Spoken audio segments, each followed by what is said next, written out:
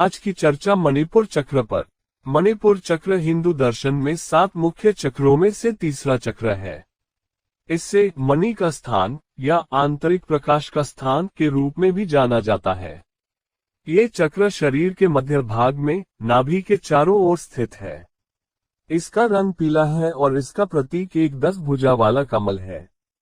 इस चक्र का देवता ब्रह्मा और सरस्वती है और ग्रहों में इसके देवता शुक्र है। मणिपुर चक्र हमारे जीवन के भावनात्मक, मानसिक और आध्यात्मिक पहलुओं से जुड़ा हुआ है। ये चक्र हमारे आत्मविश्वास, आत्मसम्मान, निर्णय लेने की क्षमता और लक्ष्य प्राप्त करने की क्षमता को बढ़ावा देता है।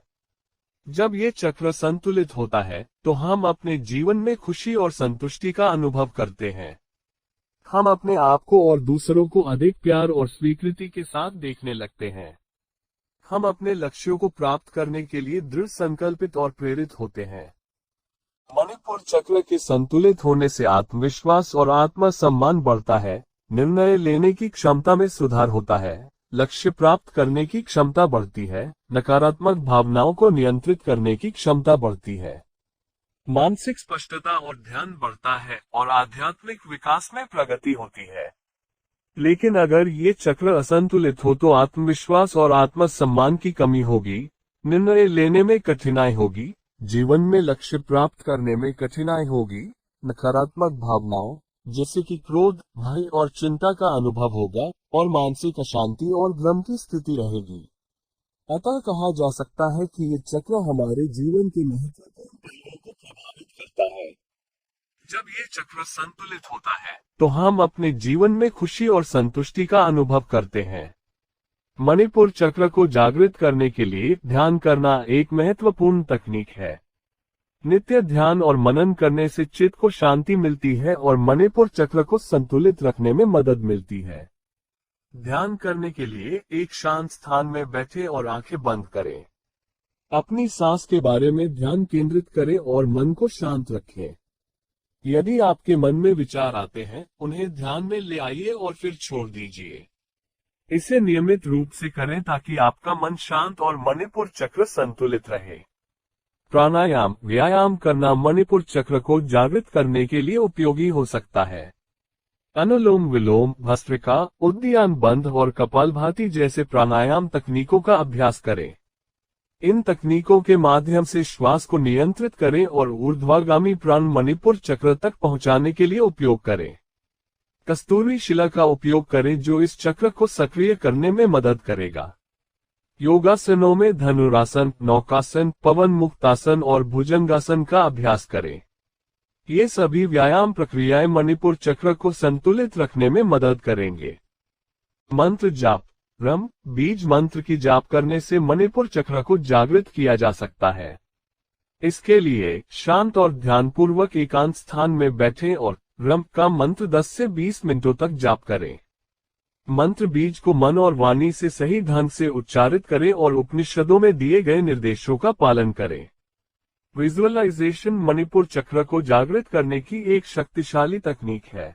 अपनी आंखें बंद करें और अपनी नाभि के क्षेत्र में, जो मणिपुर चक्र का स्थान है, एक चमकीले पीले दीप्तिमान सूरजमुखी की कल्पना करें। कल्पना कीजिए कि सूरजमुखी की पंखुड़ियां चमक रही हैं और फैल रही हैं। एक जीवंत, सुनहरी रोशनी उत्सर्जित कर रही है। जैसे जैसे आप कल्पना करना जारी रखते हैं, कल्पना करें कि यह प्रकाश आपके पूरे शरीर में प्रवाहित हो रहा है, मणिपुर चक्र को सक्रिय और सक्रिय कर रहा है। मणिपुर चक्र को जागृत करने में सकारात्मक कथन मदद कर सकते हैं। मैं आश्वस्त और शक्तिशाली हूँ, मुझे अपने आंतरिक ज्ञान पर भरोसा है, मैं सफलता के योग्य हूँ, या कोई अन्य पुष्टि जो आपके अनुरूप हो, जैसी पुष्टि दोहराएं। मणिपुर चक्र की जीवंतता और सक्रियता को बढ़ाने के लिए इन पुष्टिकरणों को प्रतिदिन अधिमानतः सुबह या ध्यान से पहले दोहराएं। माना जाता है कि कुछ रत्न और क्रिस्टल मणिपुर चक्र के साथ प्रतिध्वनित होते हैं और इसका उपयोग इसकी ऊर्जा को जगाने के लिए किया जा सकता है। सिट्रीन, पीला पुखराज या एम्बर जैसे पीले रत्न मणिपुर चक्र को संतुलित और उत्तेजित करने के लिए फायदेमंद माने जाते हैं। ध्यान के दौरान इन रत्नों को अपने नाभि क्षेत्र पर रखें या इस चक्र में ऊर्जा प्रवाह को बढ़ाने के लिए आभूषण के रूप में पहने। योग निद्रा, जिसे यौगिक नींद के रूप में भी जाना जाता है, एक गहन विश्राम अभ्यास है जो मणिपुर चक्र को जागृत और संतुलित करने में मदद कर सकता है। लेटने के लिए एक आरामदायक स्थिति ढूंढें। यह अभ्यास इस ऊर्जा केंद्र में किसी भी रुकावट या असंतुलन को दूर करने में मदद करता है। इस चक्र को संतुलित रखने के लिए आहार भी बहुत महत्वपूर्ण है।